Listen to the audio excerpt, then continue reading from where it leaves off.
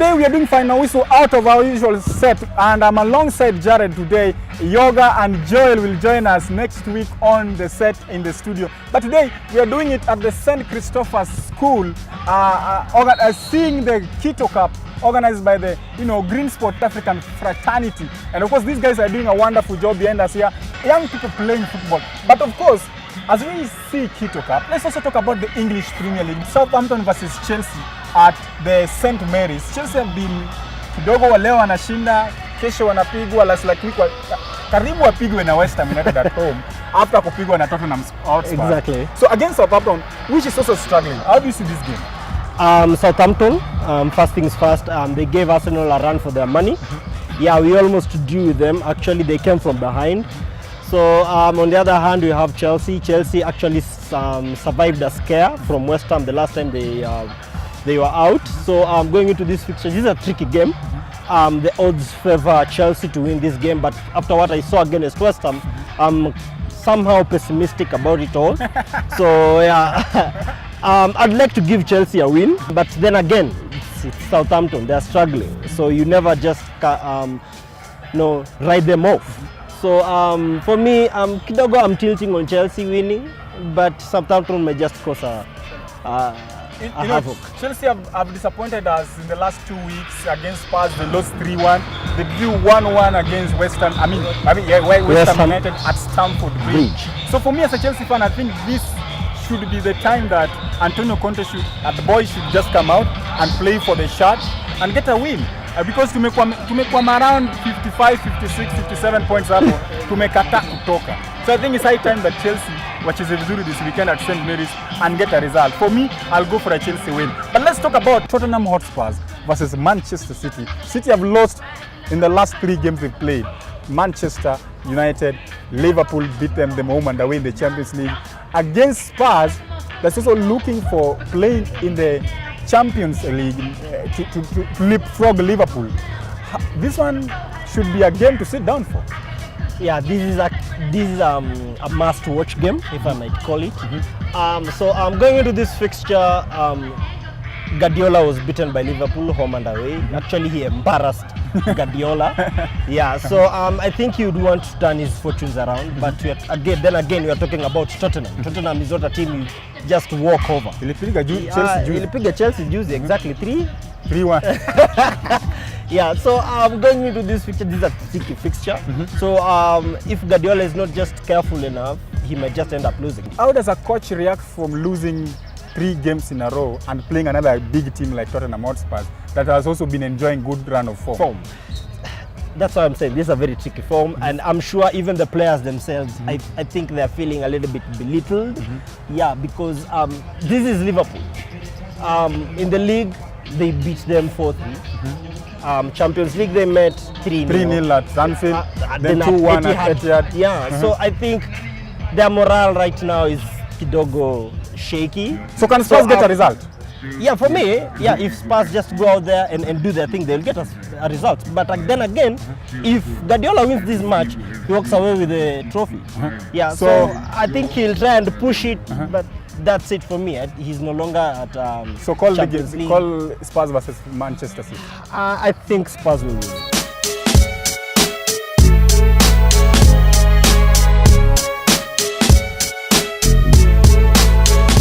Then we are still here on the touchlines watching Kito Cup organized by Green Sports Africa, and of course niko hapa na one of the teams here represented by the captain himself. Ndugu, unaitwa nani? Faraz Donzo. Wewe ni captain wa timu gani? Wa World 7. So ni nini imewaleta kwa Kito Cup this year? Our main ambition in this cup is to win this cup because we are used to winning. Green Sport imekuanga na hizi tournaments every now and then.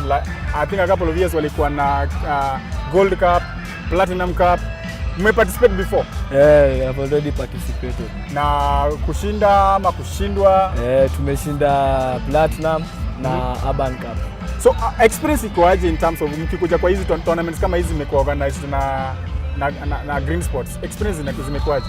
Individually, mimi ugain jo kila ball ni ku explore. The more unapata watu wapya, the more una explore your ball yako. So chenye naona kwa ground mse amefanya, mimi na gain, na chenye mimi nimefanya ame gain. Naona mmevaa jezi imeandikwa Honorable Team Wanyonyi. Inakaa Team Wanyonyi amesponsor ama ilikuwa tournament ya Governors Cup. Tukashinda, akatupea majezi na akatusponsor. Inakaa nyinyi ni timu ambayo inashinda every now and then. Tumezoea. Nini inafanya mnashinda hizi vikombe mna participate? Sisi kama timu yetu tunaangalianga Arsenal venye inacheza. Unaona venye inacheza hiyo ball ina Arsenal specific.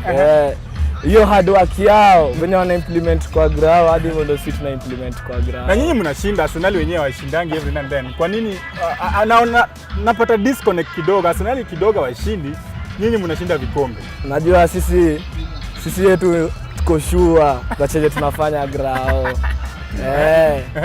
Alafu unajua Arsenal tuseme coach ndo shida, si ma player. Alright, thank you so much. At St. James Park, we have Newcastle United versus Arsenal. Newcastle United last week surprisingly beat Leicester City away against Arsenal. Remember, the same place they beat Manchester United a couple of months ago. Can they surprise Arsenal? Not when Aubameyang is on the team. Newcastle versus Arsenal, it's a good match. I'm sure Newcastle will give us a run for our money. But at the end of the 90, I think Arsenal will just edge out Newcastle United. Newcastle United are like, right now they are on 38 points, too shy of the magic 40.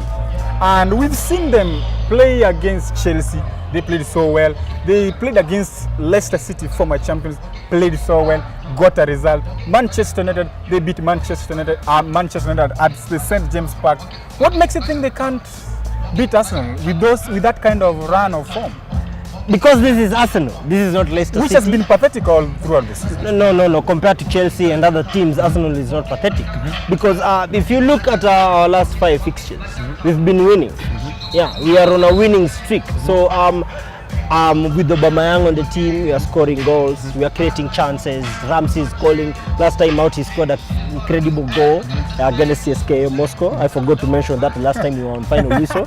Yeah, so Ramsey is on form. Wilshere Kidogo is, but then again they have Njonjo Shelvey. That is the danger man. I actually think will cause. I think Shelvey will cause us problems. And Jose Perez, who's been scoring goals, I think the last two weeks he's been scoring goals. But at the end of the 90, I think Arsenal will just carry the day, maybe 3-1. Let's talk about Manchester United versus West Bromwich Albion at Old Trafford. Jared, this should be an easy game for Manchester United. Exactly. These are easy 3 points for Manchester United. They actually can field their second team and they actually get a result. Because I think West Brom have already resigned to the fate. They will be in the championship. Watashushwa daraja. Even though wanasema kwa Kiswahili. Watashushwa daraja. So I think these are 3 easy points for Manchester United, and actually 3 points which will actually just guarantee they actually put some space between them and the likes of Liverpool and Tottenham.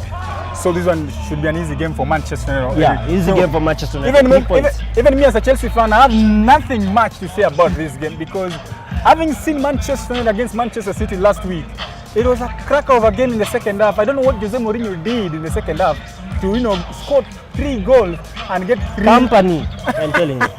Vincent Kompany. Yes. Made Manchester United win the game. And Danilo, actually he made Sanchez shine. Sanchez, who have never shown this since he left Arsenal. Exactly. Okay, so that is Manchester United versus West Bromwich Albion at Old Trafford. I will agree with Jared that this should be an easy one for Manchester United, and maybe West Bromwich Albion should just start planning for championship football next season.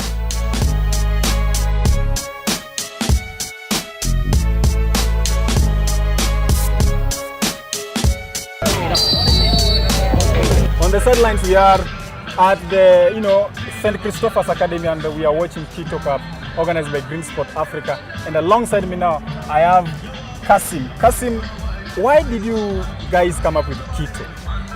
Well, I think we needed something different, something new, and most importantly, we wanted to standardize our tournaments. So Gold Cup and Platinum Cup are 7-a-side, and we wanted to have all our tournaments being 7-a-side. Most importantly, because when you're playing 5-a-side, as we were doing last year at AstroTurf, you can't really spot talent as much as you can in a 7-a-side game. So we decided to come up with Kito, which was a shortened version of the word gemstone in Swahili, so that we can unearth the gems at the tournament. In the Gold Cup, Platinum Cup, we saw there were different categories, under 20, under 12, 13, 23. Do we have the same here? Over here we don't have under 23. Reason being, we noticed that 23-year-olds are a bit too old for some of the opportunities that we're trying to give the players. So we have under 21, under 18, under 15, under 13, and open girls. Are there success stories that we can say there was a player during the Gold Cup, there was a player during Platinum Cup, and they are somewhere different from where they were before they played? Definitely. We have dozens of players who've played in our tournaments and are now playing in the KPL. They're now playing, we have a few playing in Europe, in Eastern Europe, but we as Green Sports haven't yet been responsible for a player playing, us noticing them and transferring them to another place. But we have provided a platform for them to grow, which allows them then, when they're doing these trials, to be better. However, we have partnered with SRUSA, which is a football college scouting agency in America. We are selecting the best players here. We put them in trials in 2 weeks, and the director of SRUSA, will be there to then give scholarship opportunities to the best players, and that's a direct route to MLS. So hopefully very soon we'll have a whole path that we've been involved in. So looking at, we have like so many teams playing here. Yeah. Do you have exact number of the number of teams involved in Kito tournament this year? Yes, 140. 140. These teams are going to play this tournament in 2 days, and talking about prizes. What do winners stand to get after, after maybe number 1, number 2, number 3? What do they stand to win? Well, we have 50K per category. We have 20K for each number 2 per category. For the under 13s, we're not giving them money, but they each get a small trophy. But most importantly is the opportunity that we're providing. And that is what has brought most of these people here. Because your 50K, it will come and it will go. But the opportunity to play at a higher level is what's really valuable. You guys are doing a wonderful job, nurturing talent, bringing this. You've said over 140 teams coming to play in the Kito tournament. I think that's a milestone that many people out there are not doing. Thank you so much, Kasim, for coming along on Final Whistle on the sidelines of Kito Cup this year. And of course, these guys are doing a fantastic job, nurturing talent, bringing these young people together, under 21, under 18, under 12, just come here, play football.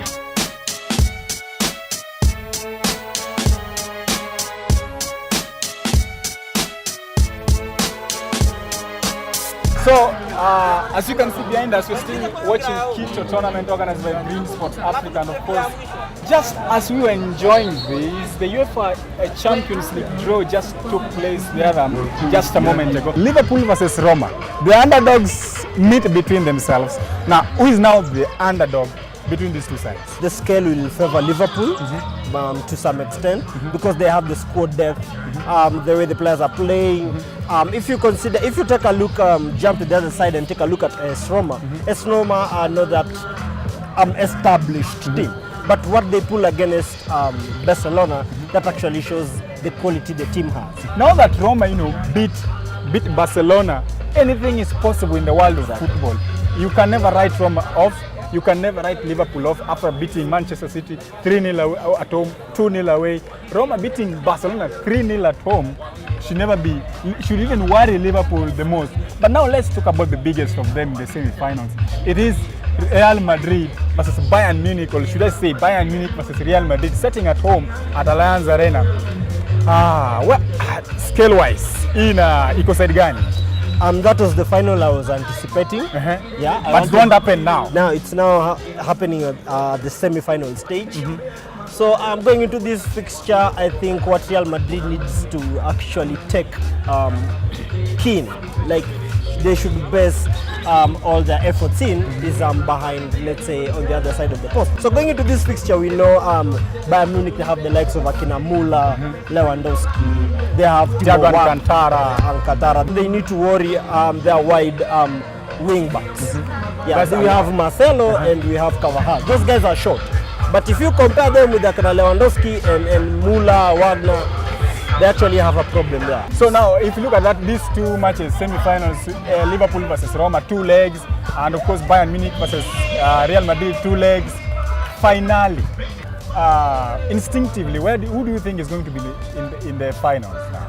In the world of football, anything can happen, especially at this stage. So for me, going into the semi-finals, I think Liverpool may just have an edge. They may just nick it and sail through to the finals. On the other side, I think Real Madrid have what it takes to go to the finals and actually carrying the trophy and retaining the 3 years in a row. 3 years in a row. For me, I'll see Bayern Munich and Roma final. I know it's being ambitious, but football, anything is possible. And who do you fancy winning the Champions League? If it is Roma versus Bayern Munich, I will go for Bayern Munich because Jupp Heynckes want to make a mark. When he leaves Bayern Munich, he want to go with the Bundesliga title and of course the La Decima. Let's talk about the second tier European football. Arsenal versus Atletico Madrid, Marseille versus RB Salzburg. So many people are saying that this was going to be the final in the Europa League this year, but it won't happen. It's happening early actually. It was God's fate. He decided to award us Arsenal fans with Atletico Madrid. Atletico is a formidable team. They know they like to defend. They defend, they score 1 goal, and they are contented with the 1 goal they have scored. So it's a very hard team to score against. And considering Arsenal, we are not so formidable at the back. We are just trying to make it work back there. This is a tough fixture. For the first time, I don't fancy Arsenal, but being an Arsenal fan, I just have to stick with my team.